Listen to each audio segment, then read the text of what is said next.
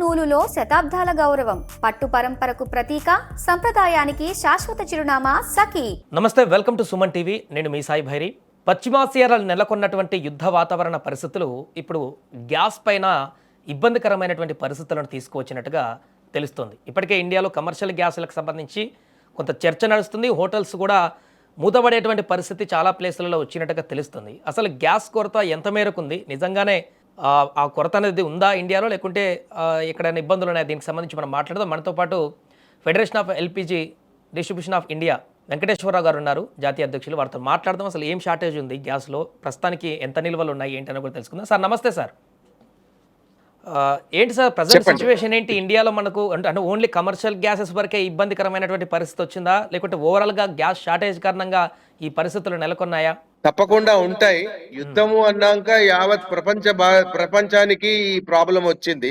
ఈ సమయంలో భారతదేశం కూడా అటువంటి ఇబ్బందులకు గురవుతున్న మాట వాస్తవము. అన్ని ప్రపంచ దేశాల్లో అన్ని దేశాల్లో మన అగ్రంగా ఉంది. మంచి పొజిషన్ లో ఉన్నది భారతదేశం మాత్రమే. అది మాత్రం చెప్పగలము. సరే, యుద్ధాన్ని దృష్టిలో పెట్టుకొని ఎన్నో ఆంక్షలు భారత ప్రభుత్వం చమురు కంపెనీల ద్వారా తీసుకొచ్చింది. అది అనివార్యం, తప్పని పరిస్థితి.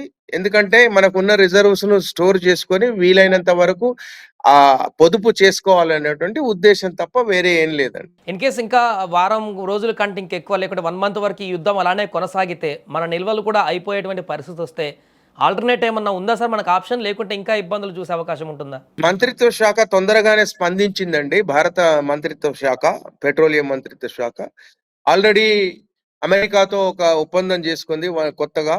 1 సంవత్సరం వరకు దాదాపు 2.2 బిలియన్ టన్స్ దిగుమతి చేసుకునేట్టు. అట్లే కాకుండా వేరే ఇతర చిన్న చిన్న కంట్రీస్ నుంచి మనకు దిగుమతికి సౌకర్యంగా ఉండేటువంటి దేశాల నుంచి కొంతవరకు దిగుమతి చేసుకునేటువంటి కాంట్రాక్ట్స్ చేసుకుంది ఆల్రెడీ. అవి ఆల్రెడీ స్టార్ట్ అయినాయి. షిప్ కూడా స్టార్ట్ అయింది అమెరికా నుంచి అనే వార్త మాకు తెలియపరిచారు. మన దగ్గర కూడా ఉన్నటువంటి ఇన్ఫ్రాస్ట్రక్చర్ ని మళ్ళీ ఒక 20% వరకు పెంచాలి అనేటువంటి ఆదేశాలు కూడా ప్రభుత్వం ఇచ్చింది. తద్వారా మనకు దిగుమతి ఎక్కడి నుంచి అయితే ఆగిపోయిందో, జలసంధి నుంచి ఎక్కడైతే ఆగిపోయిందో అక్కడి నుంచి రావాల్సినంతగా రాకపోయినా ప్రత్యామ్నాయంగా కొంతవరకు మనకు ఇబ్బందికరం కాకుండా, కష్టమే అవుతుంది కానీ ఇబ్బంది కాకుండా ఉండే విధంగా మన భారతదేశ ప్రభుత్వం చర్యలు తీసుకుంది అని మాత్రం చెప్పగలం. చాలా చర్చనీయాంశంగా మారింది సార్ దేశవ్యాప్తంగా కూడా. హోటల్స్ యజమానులు అయితే ఇంకా వాళ్ళు మీటింగ్లు పెట్టుకుని సమ్మె చేద్దామనో లేక రకరకాలుగా ప్లాన్లో ఉన్నట్టు కనపడుతున్నారు. పాపం వాళ్ళ పరిస్థితి కూడా, కొంతమంది చిన్న చితక వ్యాపారం చేసుకున్నదైతే వారు ఇంకేం చేయలేని పరిస్థితి. కరోనా సిచ్యువేషన్ మళ్ళీ మాకు కనిపిస్తుందని బాధపడుతున్నటువంటి పరిస్థితి ఉంది. సో వాళ్ళకి ఏం చెప్పొచ్చు సార్, మనం ఎలాంటి భరోసా ఇవ్వచ్చు? నిజమైన పరిస్థితే వాళ్ళు ఎదుర్కొంటున్నారు. వాళ్ళు చెప్పడంలో తప్పు లేదు.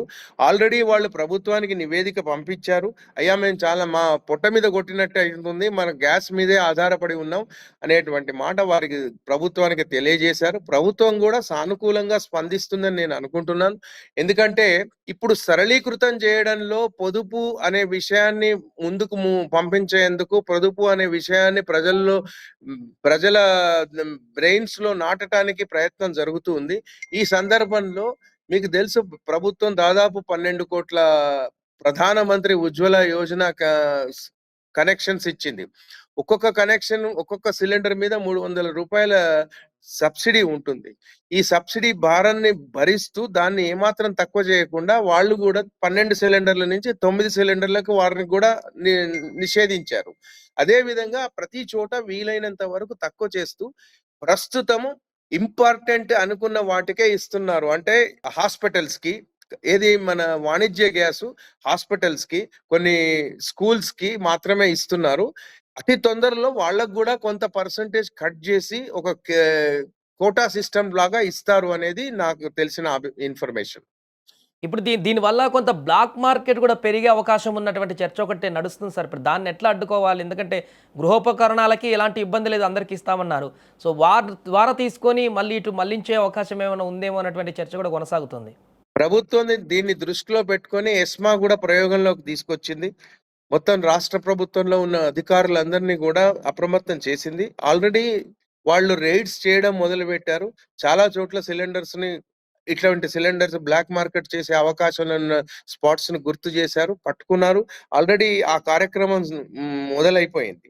వినియోగదారులు కూడా ఈ విషయాన్ని తెలుసుకొని బ్లాక్ మార్కెట్ కాకుండా వాళ్ళు కూడా కొంత మనకు సహాయకారిగా ఉండాల్సిన అవసరం అయితే ఉన్నది. సార్, దేశవ్యాప్తంగా ఇప్పటి వరకు మన దగ్గర ఎన్ని నిల్వలు ఉన్నాయి, ఎంతకాలం వరకు ఇబ్బంది లేకుండా ఆ నిల్వలను కాపాడుకోవచ్చు ఓవరాల్? దేశవ్యాప్తంగా ఇప్పటి వరకు దాదాపు మనకు నెల 15 రోజుల వరకు సరిపోయే నిల్వలు ఉన్నాయండి. ఆంధ్రప్రదేశ్ లోని విశాఖపట్నంలో కెవిన్ స్టోరేజ్ అని బిల్డ్ చేశారు. అట్లాంటివి దాంట్లో ఉభయ తెలుగు రాష్ట్రాలకే దాదాపు 1 మంత్ సరిపోయేటువంటి గ్యాస్ స్టోర్ చేసుకునేటువంటి అవకాశాలు వచ్చాయి. అటువంటి కెవిన్ స్టోరేజ్ లాంటి స్టోరేజెస్ దేశం నలుమూలలా మన ప్రభుత్వం ఉండేట్టుగా చర్య తీసుకుంది. దాంట్లో నిల్వలున్నాయి. ఇప్పుడు ఈ నిల్వలున్నాయి కానీ మనం విచ్చలవిడిగా ఇచ్చేయట్లేదు. ఈ నిల్వలను పొదుపు చేస్తూ వెళ్తే మాత్రమే మనం చాలా రోజులు ఇవ్వగలం అనేటువంటి ఉద్దేశంతోనే ఈ కొన్ని ఆంక్షలు విధిస్తుంది ప్రభుత్వం. ఆ ఆంక్షలను మనం సరియైన దిశలో అర్థం చేసుకోవాలి. పానిక్ కాకూడదు. ఎక్కువ సిలిండర్స్ 25 రోజులు జాప్యం, 25 రోజుల తర్వాత బుక్ చేసుకోవాలి అనేటువంటి ఒక నిబంధన తీసుకొచ్చారు. దీనికి కారణం అయ్యో మాకు సిలిండర్ రాదు అనే ఆలోచన కాదు. మీకు 35 రోజులు సిలిండర్ మీకు రావడంలో కొంత డిలే అవుతుంది కానీ సిలిండర్ రాకపోవడం అనేటువంటి క్వశ్చన్ ఎరైజ్ కాదు. అంటే ఇప్పుడు మన దేశంలోనే ఈ పరిస్థితి సార్, మిగతా దేశాల్లో కూడా ఇలానే ఉందా గ్యాస్ కొరత? మొత్తం ప్రపంచ దేశంలో అన్నిట్లో ఉంది. మీరు చూసుకుంటే సిలిండర్ యొక్క రేట్ కూడా పక్క దేశాల్లో పోల్చుకుంటే చాలా తక్కువగా ఉంది. పాకిస్తాన్ లో కానివ్వండి, శ్రీలంకలో కానివ్వండి, ఇంకెక్కడైనా కానివ్వండి చూడండి, గ్యాస్ ధర మీరు పోల్చుకుంటే అసలు వర్ణనాతీతం. దాన్ని పోల్చుకునే అవకాశం కూడా లేదు. సో ఎప్పటి వరకు అనుకుంటున్నారు సార్, ఇంత సెట్ అయ్యి అంతా మళ్ళీ సద్దుమణిగేటువంటి పరిస్థితి ఎప్పటి వరకు ఉండొచ్చు అని అనుకుంటున్నారు మీరు? సద్దు మనకి మనకు ఫ్రీగా అమ్ముడు పోవాలి అని అంటే యుద్ధం ఆగిపోవాలండి. యుద్ధం ఆగిపోవడమే కాకుండా ఏదైతే జలసంధి మనం మాట్లాడుకుంటున్నామో ఆ జలసంధి దగ్గర నుంచి నౌకలు బయటికి దిగుమతి ఎగుమతులకు వెసులుబాటు ఇస్తుందో అప్పుడే మనకి ఈ మనకు ఫ్రీగా అవుతాం. కానీ అప్పటి వరకు కొన్ని కూడా ఇవన్నీ ప్రభుత్వం ప్రభుత్వం ఇచ్చిన ఆంక్షలు పాటించాల్సిన అవసరం అయితే ప్రతి వినియోగదారుడికి ఉంది. Right sir, thank you so much. అది ప్రస్తుతము మన దేశంలో నెలకొన్నటువంటి గ్యాస్కి సంబంధించినటువంటి కొంత ఇబ్బందికరమైనటువంటి పరిస్థితులు. బట్ ఎక్కువ రోజులు ఇది ఉండకపోవచ్చు. ప్రభుత్వం చెప్పిన గైడ్లైన్స్ పాటించి కొద్ది రోజులు సపోర్ట్ చేస్తే వినియోగదారులందరూ కూడా తర్వాత అంతా సెట్ అయ్యి మరలా నార్మల్ పొజిషన్కి వస్తుందంటూ కూడా వారు చెప్తున్నారు.